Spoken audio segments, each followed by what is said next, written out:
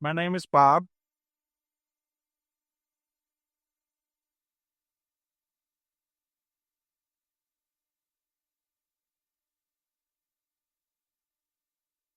I feel sorry for the guy because he's typecasted now as being Bob because he was in Top Gun Maverick.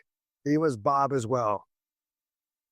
But I'll say this: I was happily surprised with Thunderbolts. It's not the best that they have done for what they did. I'm impressed.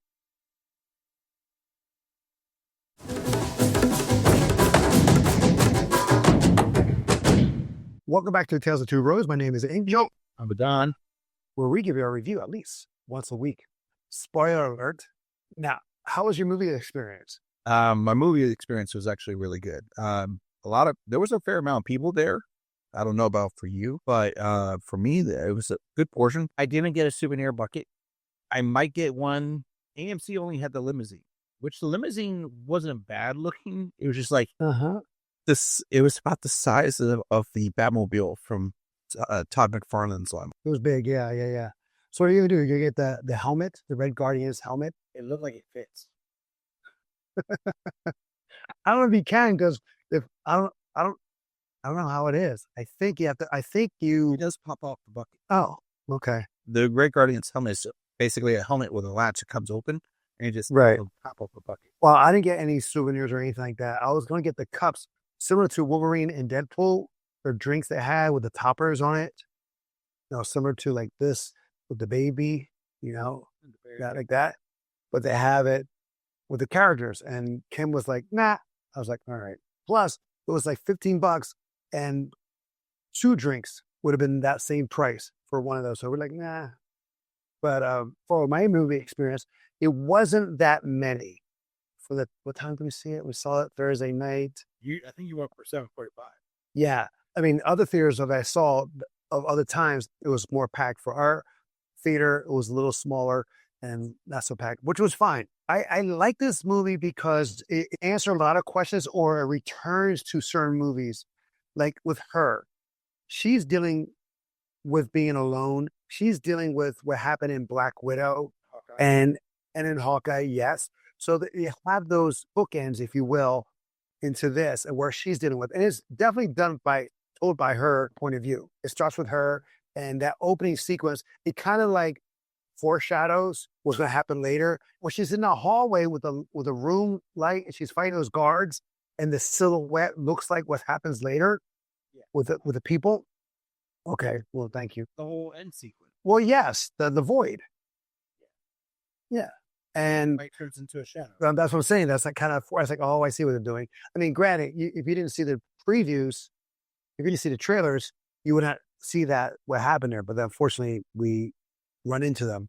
John Walker, awesome. I mean, this also started off very much like Suicide Squad, where you have one character on the Wheaties box on the trailers gets taken out right away. Yeah.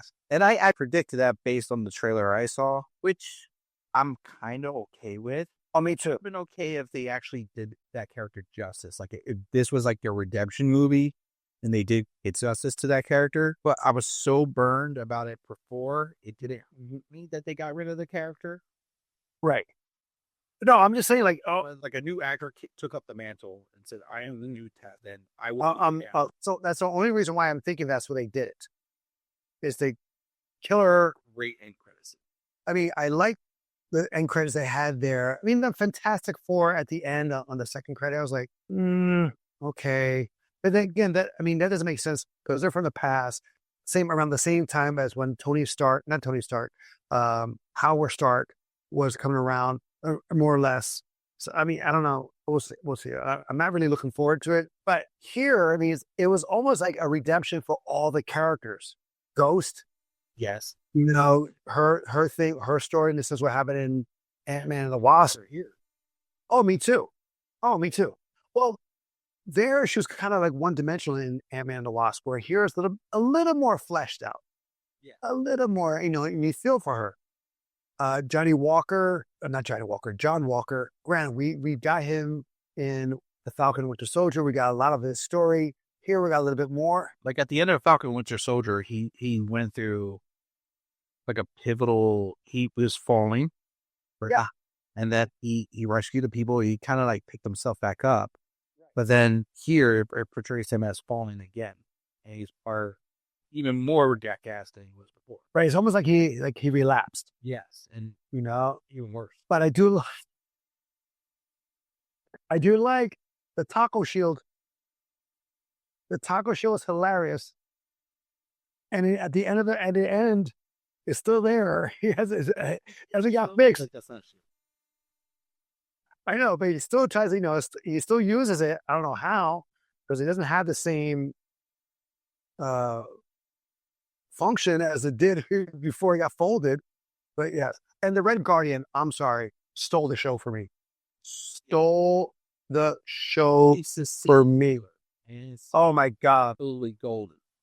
Brush his teeth with the soap. Oh my God. Oh, I know. We were like, ooh. It's like, oh my God. Like, but that's what happens sometimes when you're struggling, you can't afford stuff, you do that. But yeah. Are you familiar with the Sentry? Yes. Yes, I am. Because I am too. I mean, he is a character that was developed by Stan Lee. That Stan Lee actually forgot he created. There's video of him being asked about that. He's like, I did? Who? Oh, I don't remember ever creating him. And I was like, who created him? I can Google it, but basically when and that was a genius. It was like a short that came out, like a graphic series, and the Sentry, they used Stan Lee's art styles and they interwove it into the book to make it show that he looked like there. What? The Sentry has been around for a while. Let's see. Creator. A few moments later. Jay Lee, Paul Jenkins, and Rick White. They're the creators of of the Sentry. Oh. And then in the book, they actually have like an old school Marvel comic with the Sentry title in it. And it's done in the art style of Stan Lee. So like it was like one of those genius ways that they did it that people actually believe. It became an urban legend, and people believed it was like all around for years, and it was forgotten. But no. Okay, I stand corrected. All right. So the person interviewing Stan Lee was incorrect. Okay. All right. So, okay, no problems. And it's from the group called iFanboy, but that's okay. And yeah, well, they fanned out, but I was a huge fan of the Sentry. I thought he had a great look. I thought that not the movie, but of the comic. I love that he was a super flawed character. He's like Superman, Jean Grey. He's like all these superheroes wrapped up in one. And I was like, you can't have that. You can't have that. That was like so, you made him OP. And I was like, nah, man. I was like, you can't do all that because it makes no sense. But then, what a twist. yes, he's also the Void. He's also the villain. Mm-hmm. Right. Here's one of my gripe on this. Because granted, they made Val the villain. He should have been the villain from the get, where it's the Void and the Thunderbolts try to come and stop him, stop the Void, whatever it was, and then you meet Bob. That becomes the Sentry. In my opinion, I would like that because when we see him, he's a lab experiment, just like Steve Rogers was and everyone else, and he was forgotten, but like he was asleep. So in the comics, and you can correct me if I'm wrong, it's kind of like Fight Club. When one's asleep, the other's awake, and he doesn't know what he's doing. In the original comic iteration, we get introduced to Bob with his watch, and he's hearing the Void's voice coming from his dog, and he's needing to take his medicine. As he progresses and goes, he's starting to remember more and more, but he's realizing no one remembers him. So he's going on like a world tour to try to remind people, and everybody he reminds, and the more he remembers, the more powers he unlocks. And he's like, the void is coming. The void is coming. He becomes sentient. That becomes sentient for the void. The void's always there. It's just like, it's kind of like bipolar. Well, that's what I'm saying. Yeah. But in Fight Club, you had the same thing. Well, Tyler, when he is awake, the other guy is asleep, and then vice versa, right? And so, yeah. So that's how it was here too, because you're like, and the void looked totally different. It was like a different entity. Yeah. It was too. That's what I'm talking about. Because it's like, because in the movie, it's the same. You see, it's the same person, but as like blacked out with the eyes. Where in the comics, the void was a different creation of its own, almost like looked like it was ripping through time and space itself. Well, there is an iteration where it does look like a blacked out person too. So it because it's not technically a physical thing, it's more of a mental thing. It changes his perception of what it is, because there's several versions of what the void looks like. Okay. I like that they gave us the origin of the name. Because as we know, Thunderbolts in the comics is a group of villains acting as superheroes to work off their sentences, to reduce their sentences. By Baron Zemo to try to Right. outdo the Avengers and Serpent. Exactly. And then, Thunderbolts named originally after Thunderbolt loss.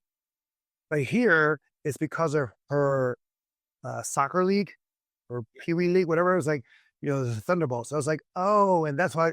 Well, she didn't really call it that. No, Red Guardian did. Oh yeah. Well, the soccer league, he named it for that. Right. But I'm saying that's the name of the Thunderbolts, but it wasn't really the name of the team. But that's why he named it.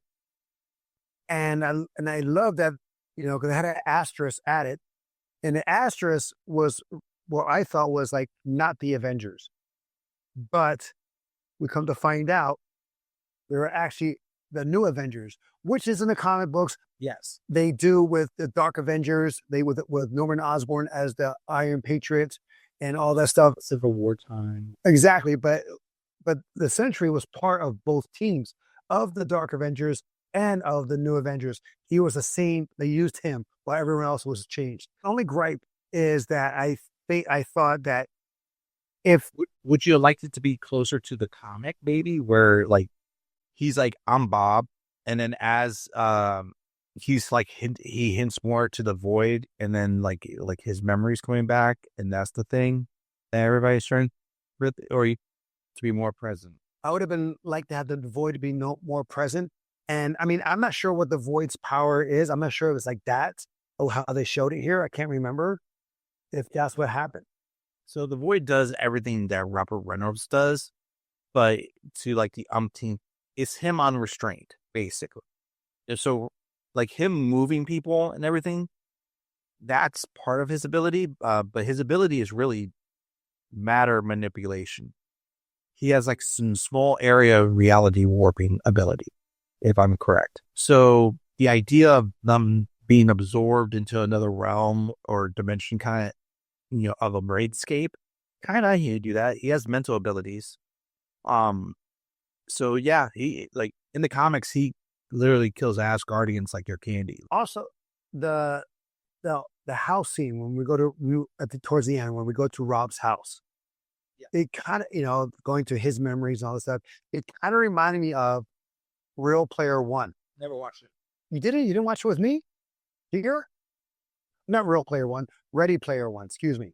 Yeah, same thing. Never watched it. The Steven Spielberg movie with Simon Pegg. Yeah. Wow. Well, the thing is, like, the creator of this whole world, this AI, what have you, he has his memory into these chips, whatever, and you can see his memory in it, and it's like kind of like that going to his house and all this stuff. But that's what anyway. Well, whenever Ready Player One, I mean, you sure you haven't seen it? Didn't we do a review on it? You might have. You might have done a review. I didn't do it. Oh, but anyway, you would like it because it has like all the nostalgia of like video games and stuff like that. I hear. So, yeah. But anyway, do you have a weak moment? It's near the end, actually. The whole dream sequence is cool, but her figuring, like, walking into the shadow and determining, and they're like, she figured it out, that they're being sucked into a dream world, made no sense to me. Did she, or did she just take a chance? She just walked into the shadow. She took a chance. Everybody insinuated that she understood or figured out what was going on. Who said that? That was like Ghost, when they were in the alleyway trying to hide from the shadows. Into the shadows without knowing that something's going to happen. She must have figured it out, that like something. It's like a quick exposition line. But the fact of the matter is, outside in, those people look like they got nuked. They're like shadows on the wall. Oh, yeah. Like from out at the reach. And every time that there was a flashback scene, like with John Walker and his baby, or with her first seeing the Red Room memory of her first mission, they don't disappear. They felt like they disappeared, but they didn't disappear with everybody. They were just in contact with him. Okay. So there was no logical reason why you should step into the shadow. I just find it that she had a connection with him. Well, Bob. Anyway, there was a connection there. Also, she was going through something. She was very like bored, even like borderline suicidal. Yeah, depression, suicidal. So she took a guess. That's how I saw it. She just took a guess. It's like, something's bigger in here that this can't, not that it can't be killing, but what's the worst thing that could happen if I do get taken? For some reason, I didn't look too deep into it. I think she's just like, I'm damned if I do, I'm damned if I don't. I'm not going to run, so I'm going to meet it head on. And whatever happens, happens. And that's how I took it. Because she was the kind of person that would run into a fire. She would not avoid it. She'll escape a fire if she could, but to save someone, because she was a hero, even though she'll do missions and stuff like that. Yeah. It's a hero, but she had a good heart. And that's how I took it. A scene you didn't enjoy? Not that I didn't enjoy, because I did enjoy, God, what's his name? The congressman, the black guy. God, I love him. Just his name. Yeah, he's awesome. I like it. No, he didn't drop it, but Wendell Pierce, man, God, man, I love him on anything. Because he's just so like confident. It's just so like, he knows his shit. Yeah. But the storyline just fizzled out, by the way. Like, he didn't show up for a while.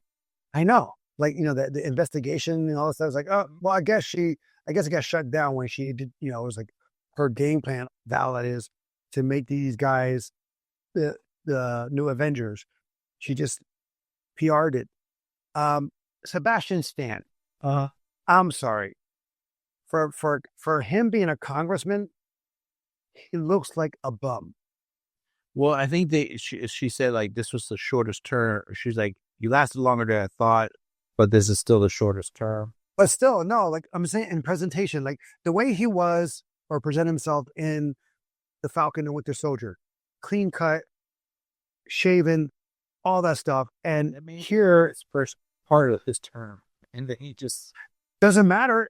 He should, you know what I'm saying? Like, I don't know why a congressman. We don't have congressmen like that. We have some asses as congressmen, but they don't look like they live in a trailer park. Yes, they don't look like they live in the trailer park.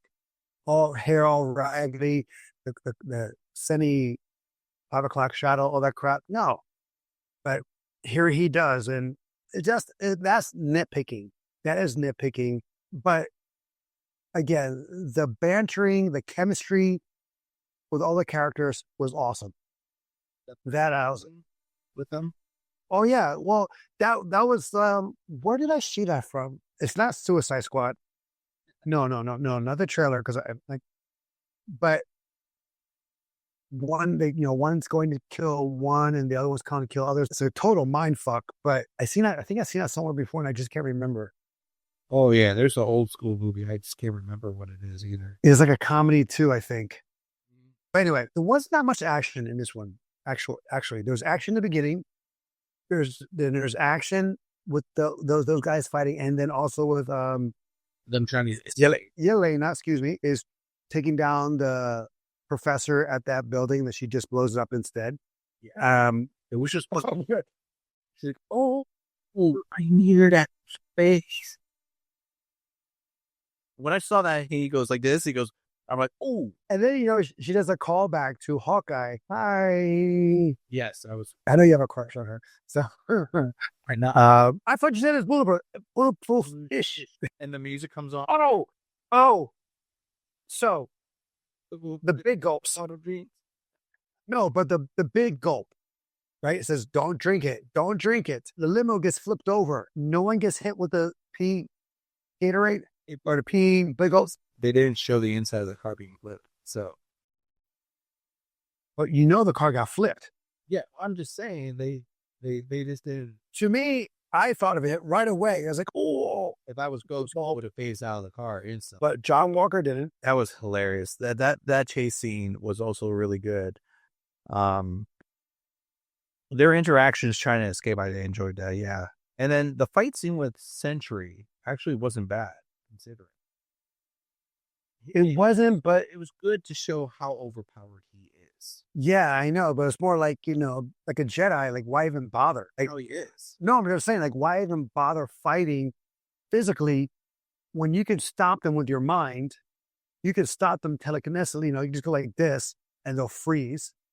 You know what I'm saying? Why do all that motion when he is so OP that why even bother? Again, like the Matrix, the second one where he fights those guys on the stairs. He just finished stopping bullets, but then he starts fighting. I was like, but why even do that? You can just throw them outside the building. Yeah, but there's also times where he just takes the hits and like they're nothing. Oh my God, the arm. He just ripped his arm off and hit him with his own arm. Yeah, I was like, oh, that's so bad. I mean, his outfit was awesome. I like his outfit. His outfit was really cool. And I like the little touch they did with the blonde hair thing. I was like, all right, I see what you're doing there because they're trying to go really with the comic book. But I just find it sad though now he can't be Sentry again because every time he goes Sentry, he has the problem of the Void coming out. Yes. I mean, technically, that's in the comics too. That's a personal fear he has. It's not that he can't become the Sentry. No, I get it. Not becoming the Void. It's just he personally fears that. And on top of that, because of that fear, he becomes an agoraphobe where he gets a fear of socializing with other people outside and public spaces. That also leads to like that end credit scene where he's like in the corner, just staring out the window, sipping on a milkshake. Yeah, he just looks like a recluse, like in there. Or, like a person that just watches anime all day and does nothing. Sounds familiar. I go out. But that's the way he is. And he was like that in World War Hulk. Oh, that cover is so cool. That cover of him and Hulk fighting. Yes. Oh, so cool. Initially fight Hulk because he's like, nope. If I do it, I'll become the Void. I don't deal with Hulk. And Iron Man's like, we're going to be worked over if you don't show up. And he shows up at the very last minute, and that's how that fight happens. But yeah, it's ridiculous. So they may still bring him back. They may still use him. You have Doomsday, so way more powerful than Captain Marvel. Yes. Or they can use him like in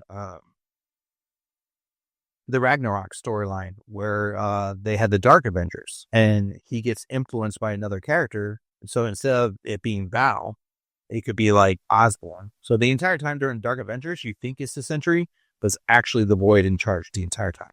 That's I forgot about when they realized that troll about that. Like Green Goblin got beat. He's like, "You fools! I'm the only one keeping him in check." So they he was keeping a line. That's right. That's right. Yeah, boy. And then he ripped Loki in half. The Dark Avengers is a really good storyline. I really like that. And also the new Avengers before that. Is that where they found him in the raft? Yes. Michael Bendis. Yeah, that's where they found him. They were all there, like Spider-Woman. Spider-Woman was there, and they tried to have like a big escape. I think that's where they found him. Yeah. Well, that's right. That's right. Oh, wow. Cool. Now my memory's coming back. Good. Now, on Rotten Tomatoes, it is scored 88% by the critics and 95% by the audience. Where do you see this at? I think 88 is a fair score. I mean, it's a good time. I had, it's not anything that's going to be like blown away. I think this is actually a very good Marvel movie. It's a funny time. I love the end credit scenes. I'm not yet talking about the post credits. I'm like the actual art. Oh, yes. Yes. Yes. Love about this movie. So I think 88. It's actually a good, like really good. Yeah. No, I give it a 90. I mean, this is worth the watch. It is far better than in most of the Marvel movies that came out after Endgame. I like that they took it to a new twist because again, the reveal of them being the new Avengers, I didn't see that coming. From what I did see is that they're like Thunderbolts. They're not the Avengers. So that's what that asterisk was supposed to mean. But it's a different meaning, it's a different reveal, and it's pretty damn cool on that aspect. All right, guys, that is our marvelous review of Thunderbolts. Have you seen it? What was your favorite moment? Let us know in the comments below. And don't forget to follow us on Instagram. Until next time, we'll be the next time. I'm Angel. I'm Don. Love you, bro. Love you too. It still fits.